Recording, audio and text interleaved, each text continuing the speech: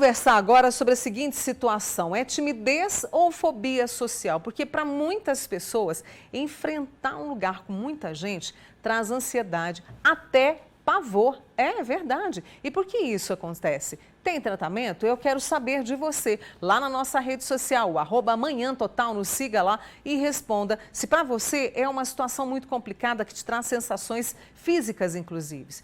E eu estou recebendo aqui a psicóloga Carla Souza. Carla, bom dia. Obrigada por estar aqui comigo. É sempre um prazer enorme estar aqui. Existe uma diferença? Vamos enumerar o que é a timidez e o que é a fobia social? Vamos sim. A timidez é algo que todo mundo pode sentir em alguma situação na vida. Por exemplo, se você for fazer uma entrevista como eu hoje, eu posso ficar tímida, ter alguns sintomas, ter dificuldade de enfrentamento. Mas no momento que eu estou na situação, eu consigo superá-la. Com o tempo eu consigo sair dessa situação, me sentir bem e não ter mais esses sintomas. Sim. Mas a fobia social, ela vai para um outro lugar, onde a intensidade daquilo que você está sentindo, ela perdura por muito tempo. Então, chega a paralisar a pessoa. Então, seria mais ou menos assim: você me chama para entrar e eu fico paralisada, não consigo falar, eu não vou participar. Entendi. Né? Então, e isso acontece, às vezes, em algumas situações onde você está exposto, ou pode acontecer também através de situações que desencadeiam gatilhos. Então, por exemplo, você passou por uma situação de bullying, de constrangimento, de alguma situação, e às vezes você está numa situação parecida, e aí ativa essa questão do gatilho, e aí a pessoa fica paralisada. Ela vai gaguejar, ela vai ter sintomas muitíssimo parecidos com ataque de pânico. Eu te lembrei disso aqui agora. Você já teve ataque de pânico? Já tive, né? É uma situação muito complicada, porque quando a pessoa ela tem uma ansiedade que ela supera o limite, ela pode desencadear o ataque de pânico. Só que a fobia social, ela se parece com a ansiedade, por isso que às vezes o diagnóstico é um pouquinho mais complicado, você tem que investigar um pouquinho mais, porque você vai ter sudorese, taquicardia, vai ser sintomas parecidos com um ataque cardíaco. Muitas pessoas que passam por essas situações, muitas vezes elas vão parar no hospital achando que está acontecendo um ataque cardíaco, porque os sintomas é muito parecido. O aperto no peito, a falta de ar, sudorese. Vai morrer, né, Carla? E aí, eu imagino o quanto é complicado. E aí, nessa situação, quando se identifica, porque a pessoa pode perder oportunidades de trabalho, oportunidades pessoais. Como é que é feito o tratamento para que essa pessoa volte segura? Sim,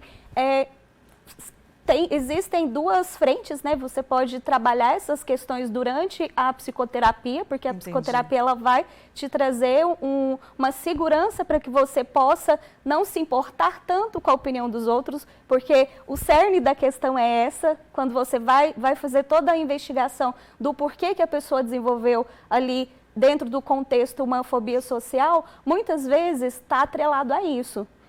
Assim como os outros traumas, né, que eu citei agora há pouco, como bullying, situação vexatória, tudo isso pode desencadear. Então, durante a psicoterapia, a gente vai trabalhar essas questões onde a pessoa vai aprender a selecionar aquilo que é dito e entender que nem sempre as pessoas estão falando dela, ou que nem sempre o que é dito é algo ruim.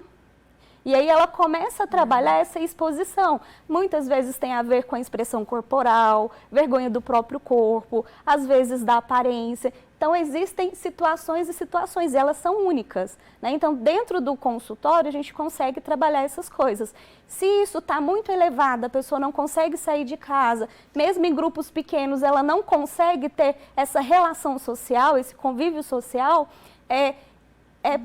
nós encaminhamos ela para um tratamento com um psiquiatra, né? Um tratamento medicamentoso para acompanhar as duas coisas ao mesmo tempo. Aí precisa da psicoterapia e da medicação. Sim, porque a medicação ela vem para trabalhar os sintomas. A psicoterapia vem para tratar os sintomas também, mas principalmente a causa, para desenvolver inteligência emocional, autopercepção, autoconhecimento, porque tudo isso vai proporcionar uma melhoria no quadro no geral e com o tempo, né, a gente trabalha com a questão questão do olhar para a cura e com o tempo, se a pessoa tiver essa condição mesmo de se envolver dentro do tratamento, ela vai conseguir chegar à cura. Nossa, eu imagino que seja um respirar tão tranquilamente, né? Porque é muito sofrido. E você acredita que pós-pandemia a gente está vivendo mais esse tipo de situação de fobia social? Sim, e eu tenho percebido isso muito em adolescentes. Olha. Porque o que acontece? Aconteceu muito ali, a adolescência ela vai acontecer entre 13 e 15 anos ali, o despertar, digamos assim, da adolescência. E aí nesse contexto, os adolescentes eles ficaram com a interação somente online, eles não tinham uma interação pessoal com os colegas, né? Então, ali se desenvolveu uma certa timidez que se você não consegue olhar por outro lado e não consegue tratar, ela pode se tornar uma fobia social, porque aí a pessoa começa a ter medo de ser exposta, porque é muito mais fácil você interagir via online do que você estar no tete-a-tete. Próximo, assim, né? Então é um desafio muito grande. Tanto eu tenho uma sobrinha pequena que quando entrou na pandemia ela tinha 3 anos, quando saiu ela tinha 6. Ela não conseguia ver pessoas. Ela ficava apavorada com pessoas, porque ela ficou um bom tempo somente com os pais. Então ela teve muita dificuldade. Ali, né? E por isso eu fico pensando, diante dessa situação, você falou, né? Acho que estão falando da minha roupa, estão falando que eu estou gorda, que eu estou magra demais, né? Essas questões, a gente precisa desenvolver muito a empatia e a compaixão pelas pessoas para poder ajudar, não é? Com certeza, com certeza. E assim, você ter um núcleo de apoio, você ter pessoas que estão ali do seu lado para ter reforços positivos, isso ajuda muito. Tanto que quando um cliente vai para o consultório, um paciente vai para o consultório, eu costumo dizer que ele não vai sozinho.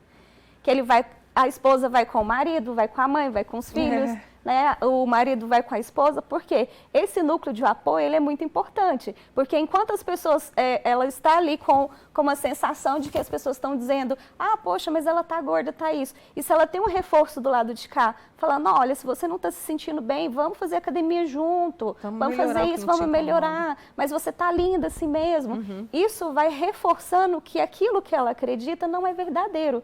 Porque esse olhar negativo, ele não é verdadeiro. Ele é um medo muito grande do julgamento, e às vezes não existe julgamento. A gente precisa muito desse olhar. Gostei do que você falou, do olhar para a cura. Olhar para a cura. Gostei muito disso. Adorei nossa conversa. Muito obrigada, viu, Eu que Carla? Agradeço. Também amei Uma boa estar semana para você. Gratidão. E obrigada por esclarecer aqui para os nossos amigos que de repente estão nessa situação. Tá? Obrigada. Essa é a psicóloga, né, Carla Souza, com a gente aqui hoje, trazendo sobre fobia e timidez. Daqui a pouquinho eu trago ali na internet como é que foi que você respondeu para a gente, tá? Vou fazer uma pausa, daqui a pouquinho eu estou de volta.